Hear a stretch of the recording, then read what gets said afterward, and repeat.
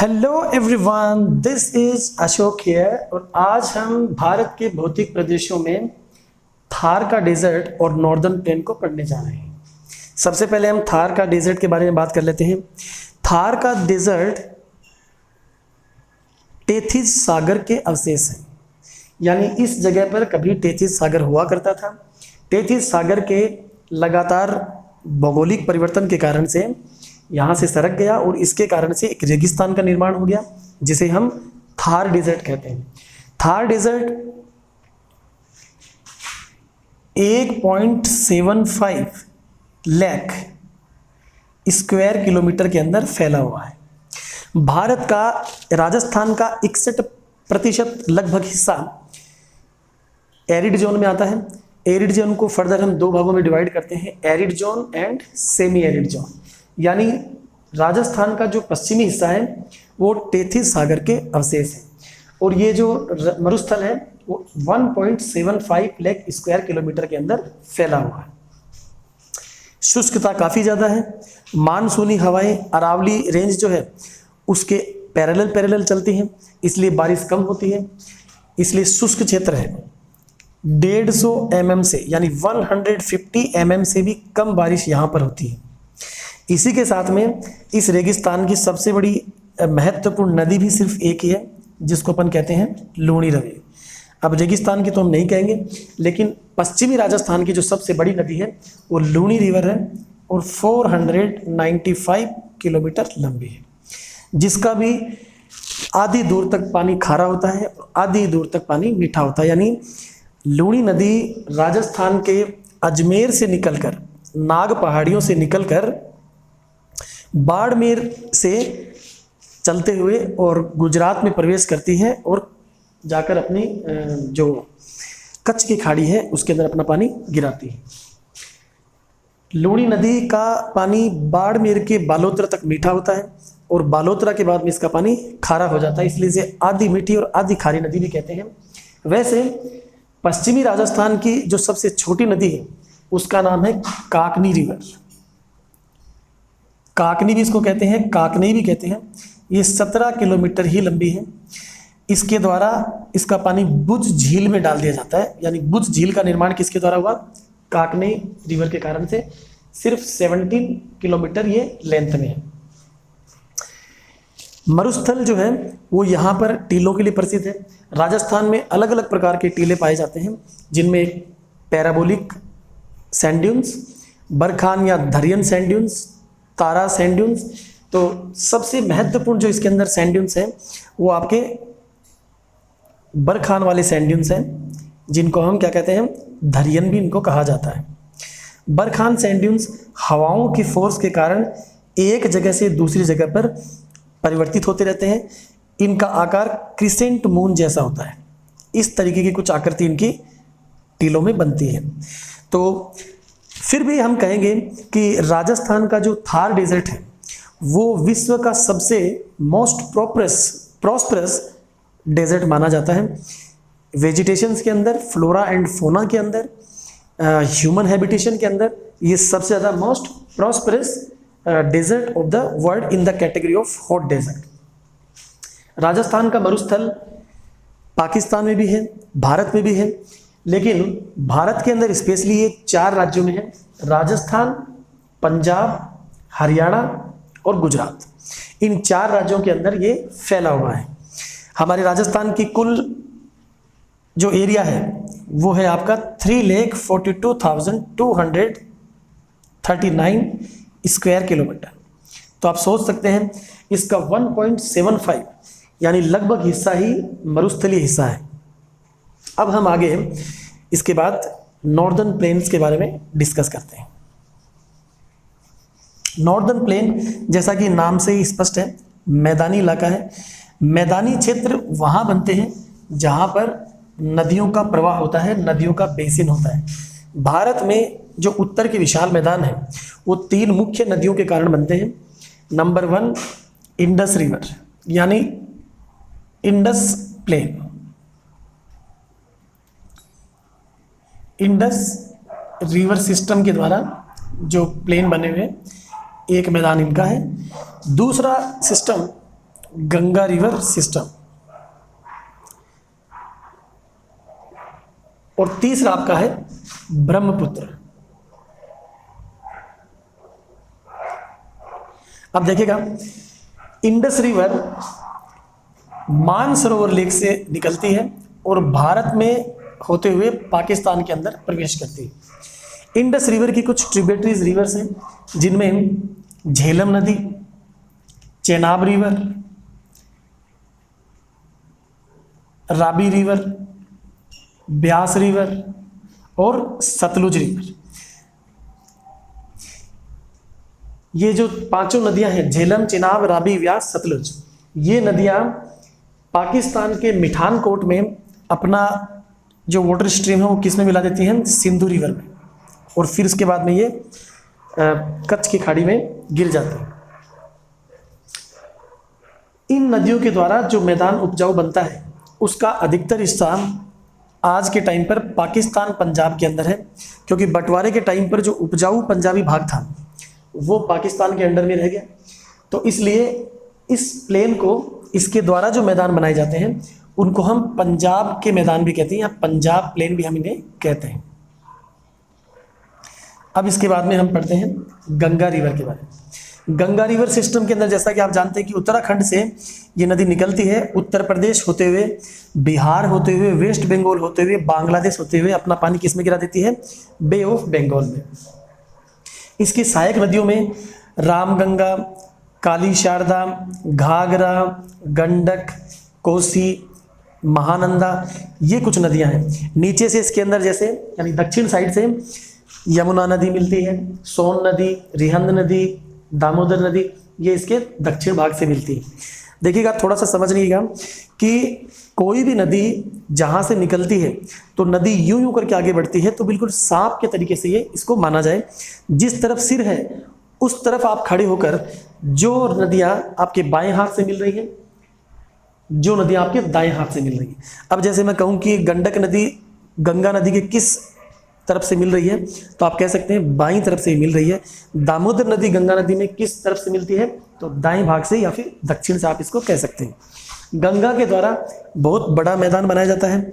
गंगा नदी की कुल लंबाई 2500 किलोमीटर है।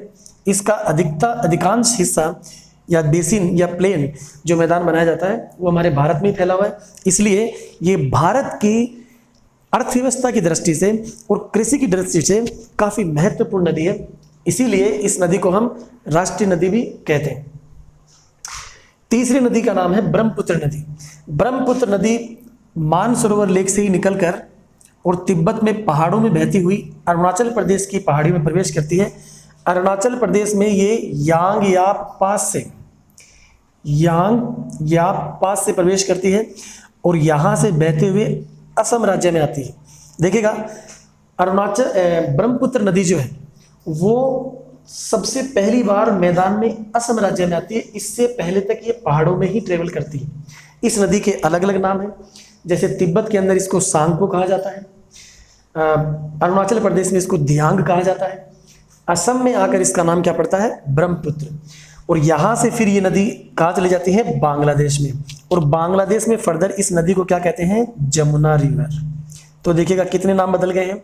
अरुणाचल प्रदेश में इसको क्या नाम है? दियांग। असम में क्या कहा? ब्रह्मपुत्र। और बांग्लादेश में इसको कहते हैं जमुना। बांग्लादेश में ये गंगा नदी से मिलकर और अपना जो जल प्रवाह है वो किसके अंदर डाल देती है? जलधारा को बे ऑफ बंगाल के अंदर। ब्रह्मपुत्र और गंगा नदी के मिलने से एक विशाल मैदान का निर्माण होता है, डेल्टा का निर्माण होता है, जिसे कहते हैं सुंदरवन डेल्टा, जो कि विश्व का सबसे बड़ा डेल्टा माना जाता है।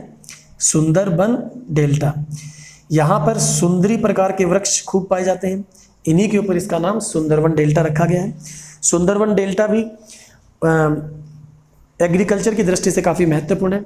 यहाँ पर जूट का उत्पादन काफ़ी होता है। जहाँ पर डेल्टाइक जो एरिया है उसमें जूट का उत्पादन काफ़ी अच्छा होता है। तो बांग्लादेश और भारत इसीलिए पहले और दूसरे नंबर पर विश्व के अंदर जूट प्रोडक्शन में आते हैं। यहाँ पर रॉयल बंगाल टाइगर भी पाया जाता है, जो कि काफ़ी भारत का प्रसिद्ध है। एकमात्र भारत ऐसा देश है जहां पर शेर और टाइगर दोनों पाए जाते हैं। शेर का एशिया के अंदर जो एकमात्र जो रिजर्व है वो आपका गुजरात के गिर के अंदर है, गिर लॉइन रिजर्व नेशनल पार्क है ये। अब देखिएगा ब्रह्मपुत्र नदी पर असम के अंदर, देखिए यहाँ से इसको समझने का कोशिश करिए आप कि ब्रह्मपुत्र नदी जैसे ही असम में आती, असम में आने पर यहाँ पर ऊंची जगह होती है जिसके दो भागों से निकलकर ये नदी फिर आगे जाकर मिल जाती है। अब लगातार इरोजन के कारण से ये हिस्सा ऊपर उठता गया और इसके कारण से एक आइलैंड का निर्माण हो गया जिसका नाम है माजुली द्वीप, यानी माजुली आइलैंड। ये विश्व का सबसे बड़ा रिवराइन आइलैंड है। इसका कुल क्षेत्रफल 1250 स्क्वायर किलोमीटर है। ये असम का 35वां जिला भी है, यानी असम का 35वां जिले का क्या नाम है? 35th डिस्ट्रिक्ट माजुली जिला। ब्रह्मपुत्र नदी की भी सहायक नदियां हैं जैसे सुबनसिरी है, लोहित है, बूढ़ी दिहांग है। इस प्रकार से इन तीनों नदियों के मैदानी इलाकों के कारण से ही नॉर्दर्न प्लेन का निर्माण होता है। प्लेन्स जहाँ पर पाए जाते हैं वहाँ पर एल्यूवियल सॉइल का डिपोजिशन ज़्यादा पाया जाता है। थोड़ा सा इसको भी हम देखेंगे। देखिए, पहाड़ से जब कोई भी नदी निकलती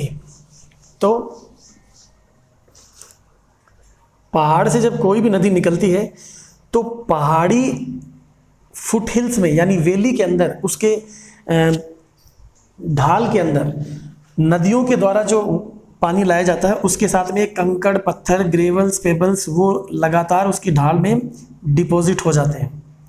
इस जगह पर नदी एक बार दिखना बंद हो जाती है। It means river starts disappearing in the foot steps of a mountain and this place is known as Bhabar. ये कई बार पूछ लिया जाता है कि भाबर क्या होता है।